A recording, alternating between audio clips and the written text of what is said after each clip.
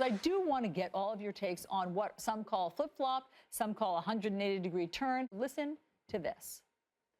I said, here's the problem with NATO. It's obsolete. I said it was obsolete. It's no longer obsolete. We're going to have a great relationship with Putin and Russia. Right now, we're not getting along with Russia at all.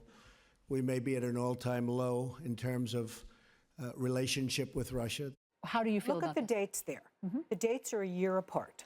The dates reflect a time when he was not the president, when he was not privy to some of the materials he'd be provided as the president, some of the highly confidential secret materials. Sure, but I mean, does he need a confidential secret material to know that NATO is relevant?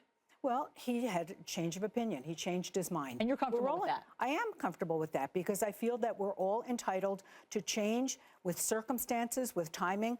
It's foolish to hold on to a particular view and then be shown evidence for something else. But you're comfortable that he now believes in working with NATO, that he now believes in getting involved, if need be, in Syria, that he now no longer believes that China is a currency manipulator. You're comfortable with his changes of position? I'm satisfied with them. I believe that everything's fluid, and you can't make an informed decision if you don't have the proper information. Did you feel that he was not informed during the campaign? I think he was as informed as they could get. They could make him. He wasn't the president. Go ahead, Scott. That's not true. That's not true. He goes behind closed doors, just like the President Obama did of the United States. He gets firsthand information like everybody else does. As the president, As president, not as a candidate. That's a bunch of crap, and you all know it. It's a bunch of crap. Let me calm down here. He goes behind closed doors. He got secure information on this country, just like Mrs. Clinton did. Before he was elected. That's correct. Yeah. And why would they hide information like that to somebody that's going to become the next possible president of the United States? That's ridiculous. Come on. I know you just all of you. She was Secretary of State, so she was be kidding me. Already no, Paula. They got classified briefings. He did. Once they were the nominees, they got classified briefings. I'm comfortable, Alex. Hold on. Alex, you're comfortable with his shifts in position. Except for the Chinese currency. Why not? Thing. Why are you comfortable with that one? Because China is a currency manipulator. So why is he saying now, no, they're not? Because, unfortunately, he needs China. Exactly. That's but exactly you know what? right. But you see, but here again, that sometimes you have to negotiate. Negotiate and make. He's going to Because give if him a you need deal. China right now, He's going to give him a deal you've because got he went in North- the country, bombed the place, and he needs help now. You know what? Listen, he started the war. He should go in there and finish the goddamn you know thing. what? You know, He didn't start the war. Let's be honest here. You know what? Did any other country bomb Syria except for the United Come States? on. Yeah, no, that was let's take a look at Obama. Syria. Yeah, What we've been happened like in for Syria decades, was disgusting. It was sad. And he went in there and he dealt did with it. and dealt with So it why did he very say swiftly. before that, during Because the it didn't campaign, happen. that we didn't? Wait, But- there have been But there attacks on has been. civilians I get for it. years. I get it. So But what why did- was he hands off but then? But what did Obama do in all this? Obama had that I'm red just line. asking Obama's not the president of the United States. And Obama didn't bomb the Go back in country. history, but why Trump are you did. comfortable with Mr. Trump's shifting positions? Because at this point in time, I'll he tell you had a what. situation where he had to deal with. And did we want to take the chance of the next day taking these people, these poor innocent people, and gassing them again? So, Craig, how are you feeling about all of this? I mean, I know that you've been listening intently to your fellow panelists. And I'm going to say, you know, Donald Trump, President Trump, we all gave him a pass because he wasn't a politician. But he's starting to fit the bill. But he's also human. And I have to agree with some of these other panelists that we just can't sit back and let a leader of a country annihilate their population. Are you comfortable with where the administration is today on North Korea? I'm not. Go ahead. What are you doing? I'm not, plain and simple. Because, you know what? If these panelists believe, some of the panelists believe, that he gets the wrong information and goes into North Korea and does something stupid, it could be detrimental to this country. It really could.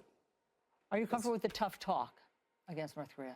You know what? I'll take any tough talk from President Trump if he's going to back it up.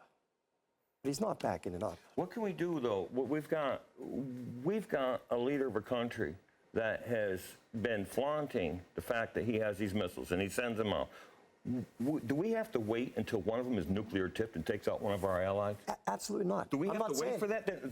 Then I have to agree that, you know, we as a country, need to say, you know, we're not going to turn our head anymore. You know, this is something that I'm very passionate about. You think tough talk will take care of that? Look, I don't know about the tough talk. Okay. So what do you Well, first you have to talk and try to come to a resolution. And I mean, the guy's a maniac. He's insane. But I know you're talking about Kim Jong. Yeah. Not Trump. I'm glad you clarified that. But if you don't sit down and talk and you start with the weapons, then there's no chance to try to get a resolution here and try to make peace. Transparency. President Trump is not going to ever release his taxes, he says now. Do you care? No. No. Why don't you want to see what's in there? I couldn't care less. He was a private citizen before he came in. You know whose taxes I really like to see? We should write legislation that I get to see everybody in Congress's taxes. Yeah. That I want to see every year when they file their taxes, they have to post it on their website. Why do you want to see Congress's taxes and not the president's? Because I want to see all the money that they take on the side. I want to see all their speeching engagement. I want to see exactly how much they have to pay in file that? taxes. Sure. But you know what? It's have to not file that? trans. But how many of them really file taxes? I want to know how many called don't file millionaires theirs. and Because I want to know what they It's a take in fact- Washington. I want to know how rich they are. I'm just confused. Why don't you care about whether or not President Trump's making any money on the side while he's Yeah. the president? Yeah. You know what? I'm more concerned with Congress because Congress has been down in Washington and made this mess of this country. And to me, let's start with them. And then every year he has to do it now because he's president. Right. But It's not a double releasing it standard. publicly. We all have to file our taxes every year. But he's going to be under audit every year. I just have a question for you. Is it possible that there's nothing President Trump could ever do that would make you question Upset, him? yeah, or basically. There is, because they fall exactly in the realm of all these other people that they've talked to across the United States, and that is he can do no wrong. At this point, no. Did you make excuses for him when he made fun of the handicapped reporter? That was not you true. did. That was not He did true. not make fun of And you him. know It is what? on videotape. I saw the tape. I don't know what you saw. Videotape. What did you? I want to talk about this. I want to stand on this, okay? No, okay. What did you see that I Shows didn't you know? folks watching in Utah. Whoa. Everyone calm down, please. Okay. This is what happened. If you watch Trump and you watch all of his speeches, I've watched most of his speeches from when he started his campaign to after he won the presidency, okay?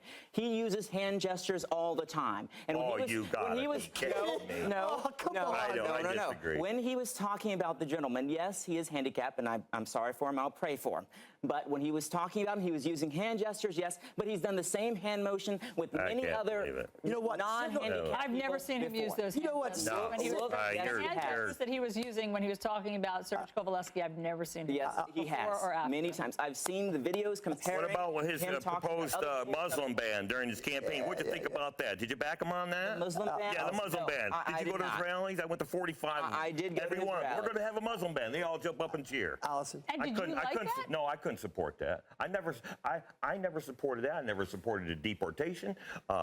I said, you know, a wall would probably help out with the infiltration of heroin Then in this why did you country. go to 45 of his rallies if there were some things that just turned your I'll stomach? tell you why. Because Why'd you vote for I him? took the I'm gonna tell you why I voted for him. of losing my son.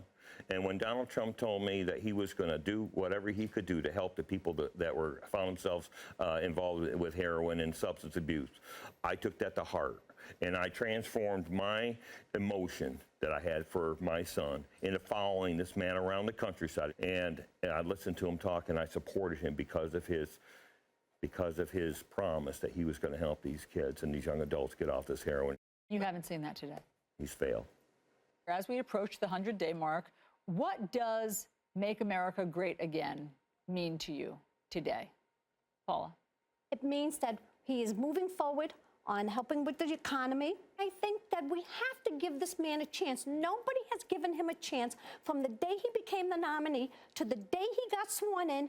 All the media has dumped on him and has not said, okay, he has to have this time to be able to get acclimated down there because he was not a politician, and that we have to give him a chance and just back off a little bit. So you're optimistic. I'm very optimistic. Okay, what do you feel, Susan? I think that the president is going to continue down the path that he's already on. I think he is draining the swamp to some degree. You know, a lot of people say that President Trump has put in his cabinet and in the White House lots of lobbyists and consultants, and that's not what people had in mind for draining the swamp.